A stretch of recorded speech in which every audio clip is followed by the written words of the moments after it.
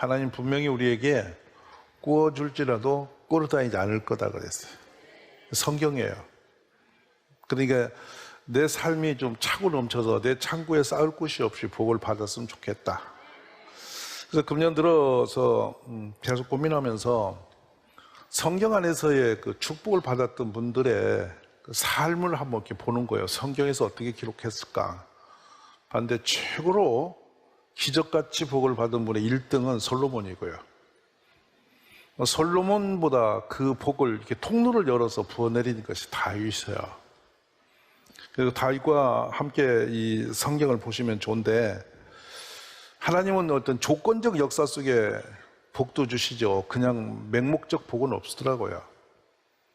동등하게 우리를 똑같이 취급하시는데 하나님은 선택 권한을 우리에게 주셨어요. 그러니까 아담이 선악과를 먹을 거냐 말 거냐는 말씀을 먼저 주시고 먹으면 정령 죽어라고 제동 걸어 놓으시고 어찌하나 선택 권한을 본인 손에 맡겨요.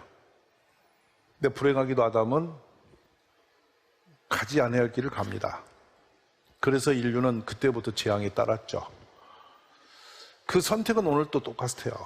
축복과 저주는 우리들의 선택이에요. 결과는 우리가 피할 수 없어요. 내가 한 일을 내가 받는 거죠. 왜 그런가 했더니 책임을 본인에게 돌려요.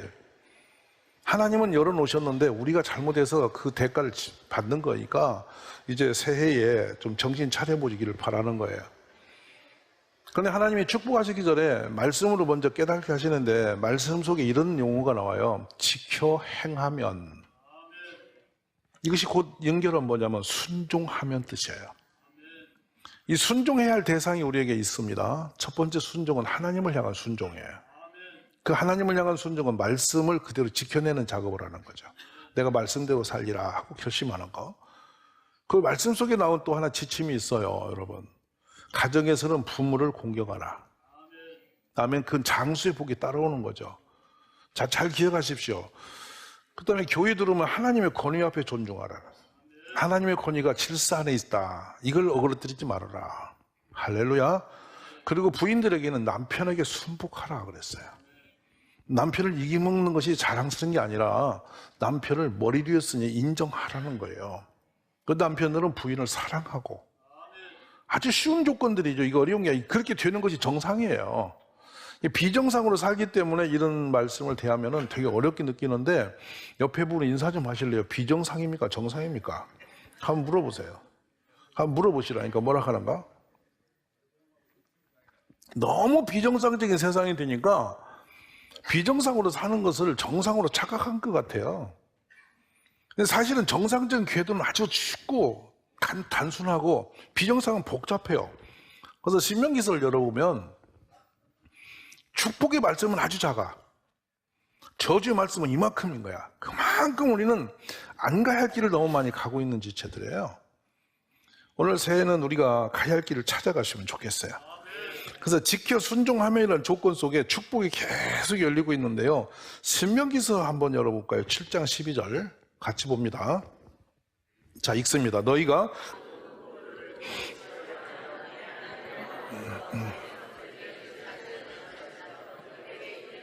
그 다음에 신명기 28장이 축복의 조건을 체육적으로 기록한 말씀이거든요. 축복과 저주를 그대로 기록한 게 신명기 28장인데 1절 봅시다요.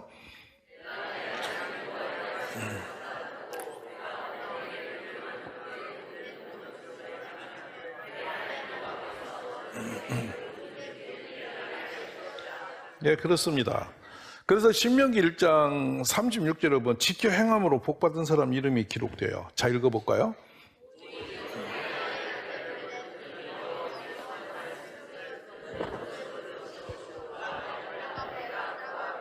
아멘입니다. 자, 이사야서 1장 19절 가보세요. 순종이 뭔지 너희가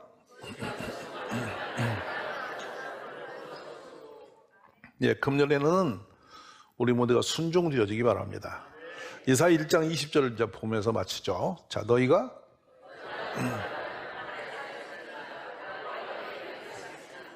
19절에서 많이 살까요? 20절에 많이 살까요? 보기는 19절을 꼭 살아야 되겠죠. 근데 사는 건 20절로 살아요. 그것이 우리의 위기예요. 그래서 참 이게 슬픈 일인데 우리 스스로 한번 다짐해 보니까 왜 그렇게 사니? 함부로 왜 그렇게 사니? 우리 삶이 불순종 안 하면 나쁜 일이 일어나질 않아요. 근데 불순종해서 전부 나쁜 일을 불러들인 거예요. 그래서 우리는 범사에 하나님께 순종되는 것이 정말 축복이다. 자꾸 의식을 하셔야 돼요. 이거는 그냥 되는 게 아니에요. 왜냐하면 우리 몸은 이미 불순종 쪽으로 너무 많이 젖어 있어서 순종되려고 하는 자체가 거북스러워요. 그만큼 망가졌어요. 자꾸만 그러나 늘 생각하기를 내가 하나님 뜻대로 살아야지, 순종해야지. 근데 저는 이제 많이 세계적으로 성경 다음으로 많이 읽혀지는 책이 예수님이라면 어떡할 것이냐라는 책이에요. 그 책을 보면 일상에서 끝없이 우리는 선택해야 할 이유들을 보게 하거든요. 오늘 새해 우리가 그런 순종됨으로 축복의 역사 일어나기를 간절히 원합니다. 그러면 그 순종됨에서 우리 마음에 품어야 할 생각이 있어요. 하나님 이 마음을 갖고 살으라고 한 거. 그 마음대로 살면 다윗처럼 됩니다. 자, 그러면 읽어볼까요? 신명기 5장 10절과 6장 5절인데요.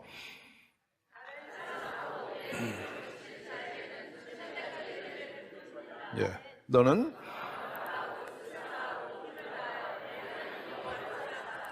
네.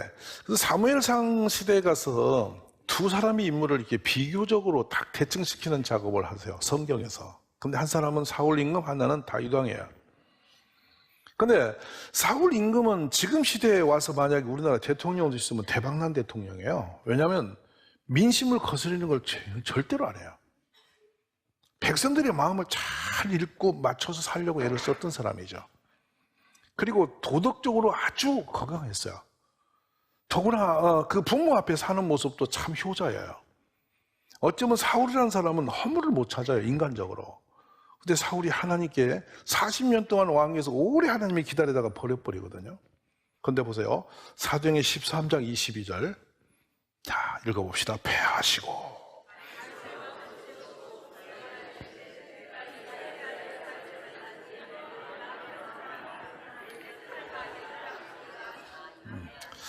다윗의 일대기를 읽어보면 다윗의 일대기, 다윗처럼 우리 남편이 살면 여러분 못 살아. 무슨 말 알아? 먹을 게 없어 동랑할 때도 남편이 죽자 바로 데려다 부인 만들어.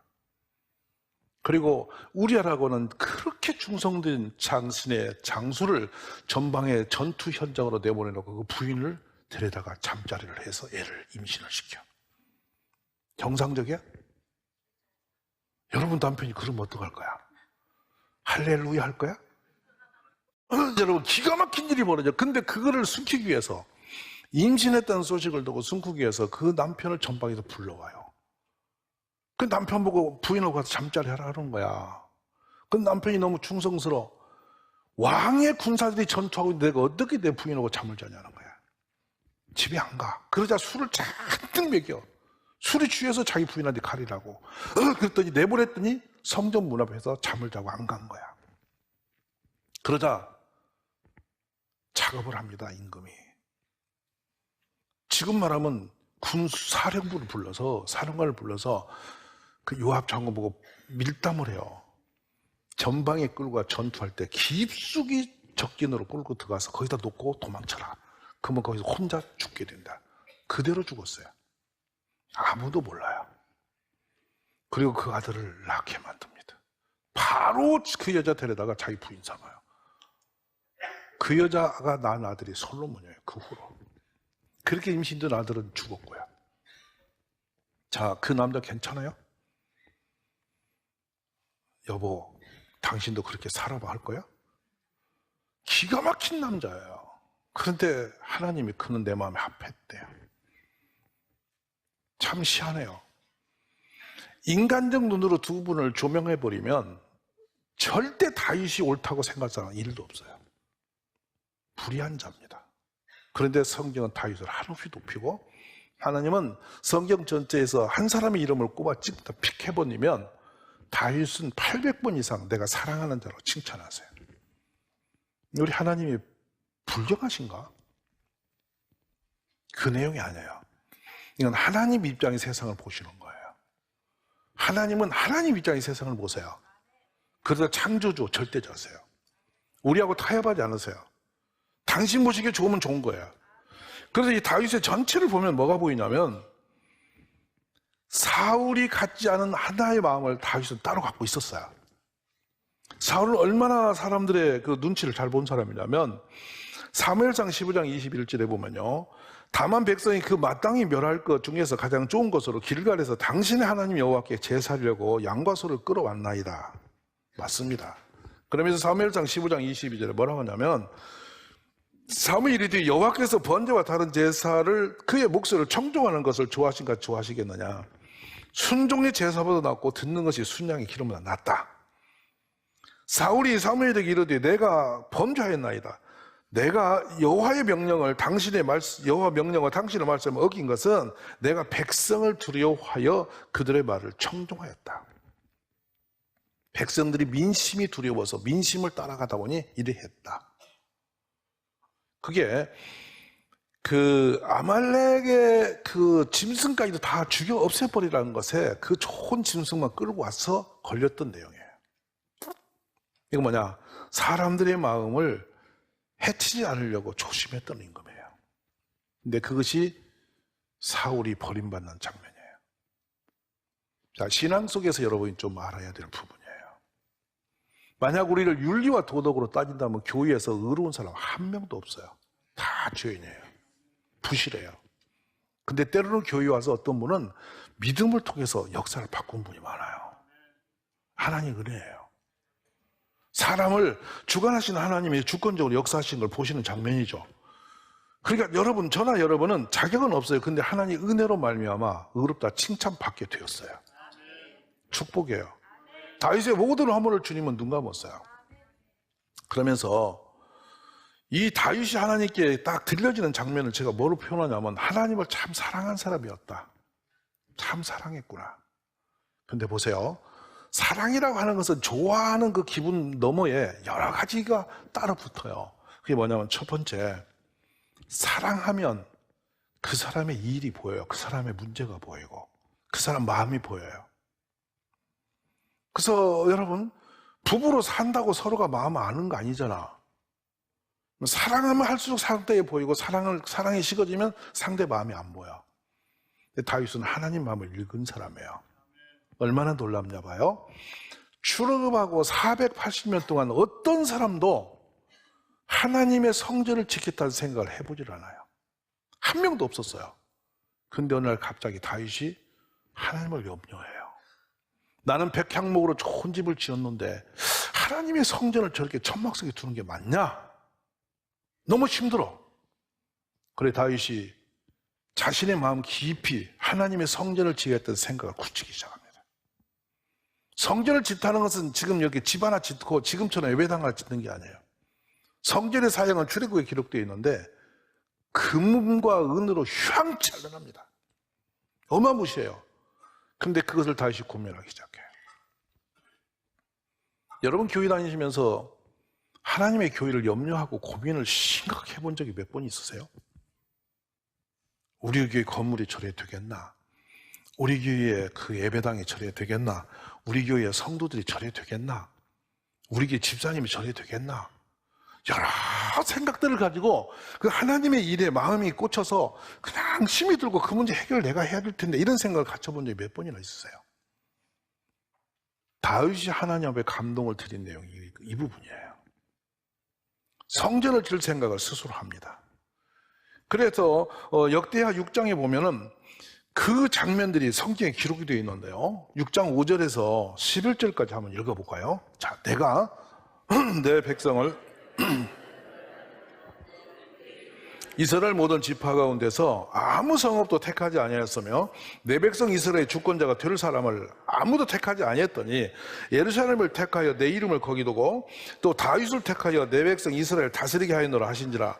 내 아버지 다윗이 이스라엘에 하는 여호와 이름을 위하여 성전을 건축할 마음이 있었더니, 아멘. 그랬더니 여호와께서 내 아버지 다윗에게 이르시되 너가 내 이름을 위하여 성전을 건축할 마음이 있으라. 이 마음이 너에게 있는 것이 좋다. 그런데 미안하게도 너를 통해서는 건축 받지 않겠다 거절해버려요. 하나님이. 어쨌든 다윗은 하나님의 성전을 건축했다는 그 마음이 그 안에 불이 붙은 거예요. 이 부분이 우리를 놀래키는 장면이죠. 여러분, 눈을 깨시기 바랍니다. 세월이 그토록 많이 흘렸어요. 우리들이 수많은 성도들이 하나님의 은혜 받고 구원을 받았어요. 우리는 천국을 내 것이라 다 말을 해요. 그리고 하나님을 사랑한다 이 얘기를 다 해요. 근데 진짜 사랑했나요? 사랑은 가짜와 진짜가 있어요. 제일 큰 비극이 뭔지 아세요? 사랑이라는 이름으로 사기친 거예요. 수많은 가정과 세상이 힘들고 어려운 것은 사랑이라고 포장된 가짜 사랑을 갖고 사람을 사기친 사람과 만나기 때문인 거예요. 여러분, 사랑은 진실한 겁니다. 진실한 사랑이 들어오면 그 상대방에 대한 문제를 내 문제로 끌어오기 시작해요.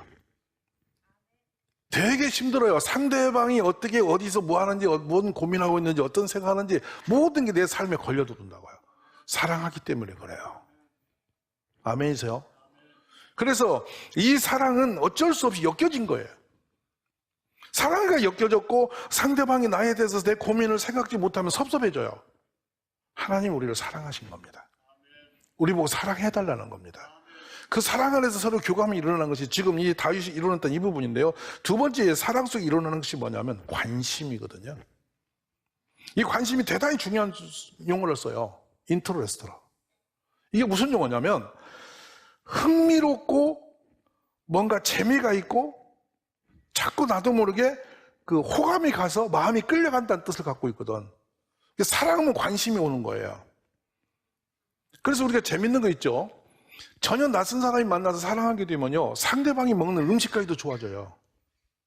취미도 같아져요. 왜냐하면 사랑은 유력을 갖고 있어요. 그래서 그쪽으로 맞춤이 되고 그 사람의 관심이 내 관심이 되고 그 사람의 취미가 내 취미가 되어져요. 신비롭습니다. 끌림이 온단 말이죠.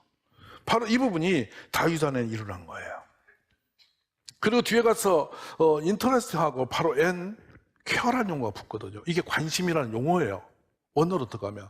그럼 쾌어 뭡니까? 우리는 쾌어 뭐 씻어내리다 가지고 염려와 걱정도 따라 붙었다는 거예요.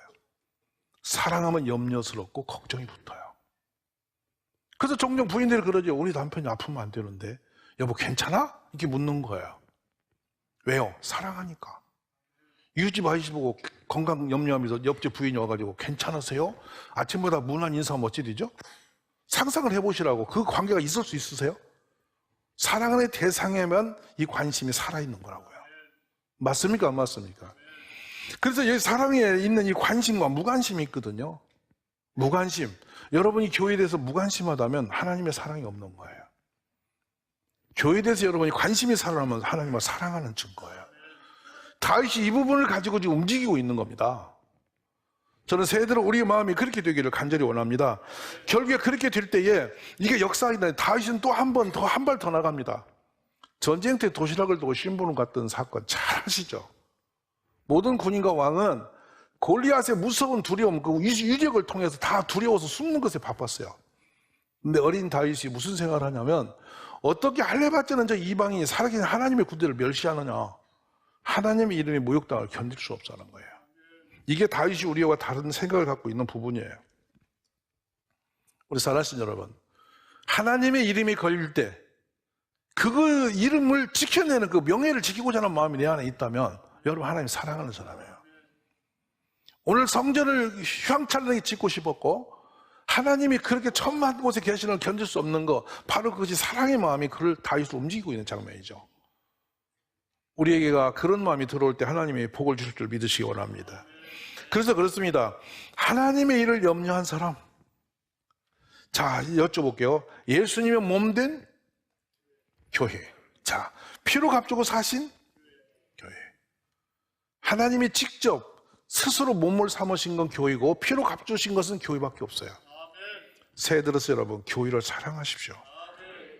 교회의 문제를 내 문제로 끌어안으십시오. 그리하면 여러분 작은 것부터 교회의 일이 내 삶이 되면 그때부터 하나님 우리에게 특별한 복을 주실 줄 믿습니다. 교회를 여러분 손님처럼 다니지 마세요. 이 교회는 하나님이 피로 값주고 사신 하나님의 몸이다. 나도 여기에 속한 자로 택함을 받았다. 그래서 교회 일이 내 일이 되고 교회 문제가 내 문제가 되는 축복이 있기를 주의 이름으로 축원합니다. 480년 만에 성전을 짓겠다고 한 그에게 역대하 7장 1절에 3절 보시면, 자, 크게 읽어봅니다. 솔로몬이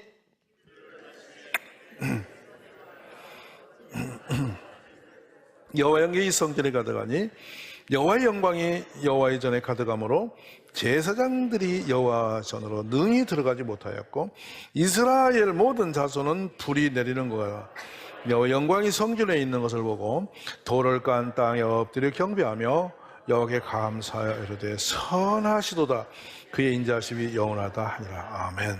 할렐루야. 하나님이 오신 곳, 계신 곳이 성전이에요.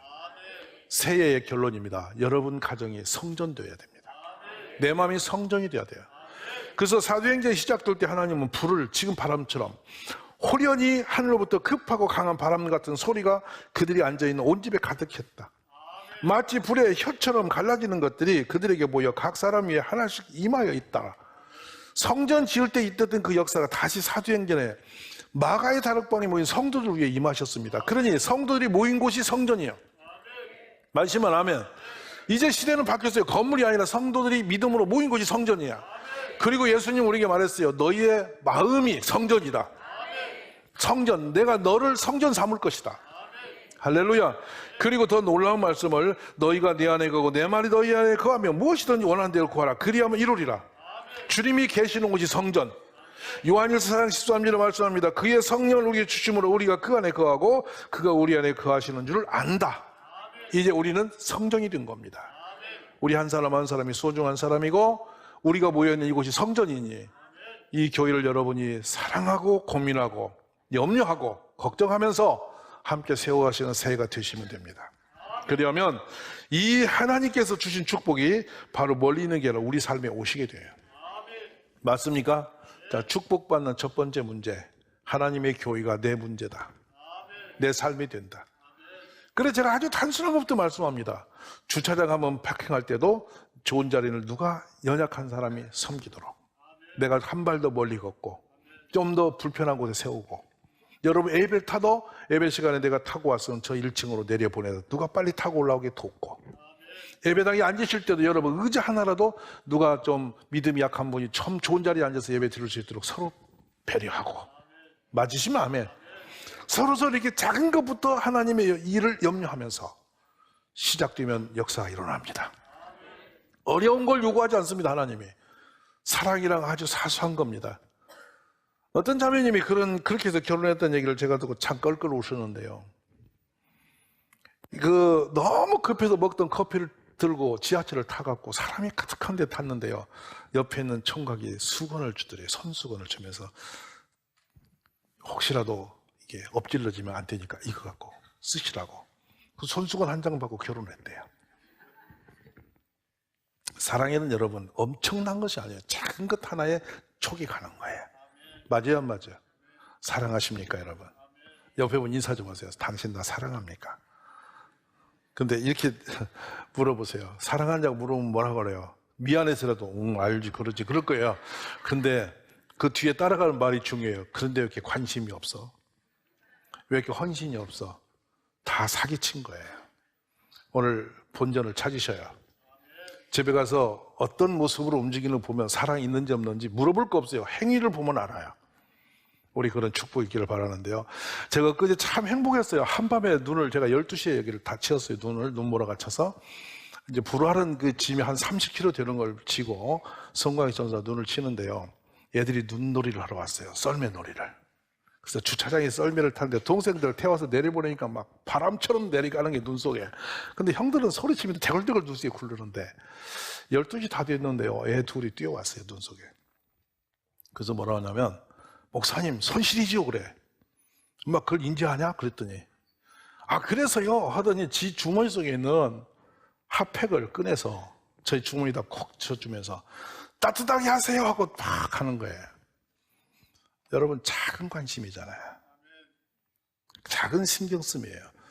근데 그 포켓에 넣은 것을 이렇게 만져보는데 왜 그렇게 따뜻한 마음이 행복한지 모르겠어요. 작은 어린아이 하나의 관심이 우리를 행복하게 하는 거예요. 오늘 이웃을 여러분이 행복하게 해주세요. 작은 배려, 사랑 거기서 시작합니다. 하나님의 교회 작은 관심, 거기서부터 축복이 시작이 됩니다.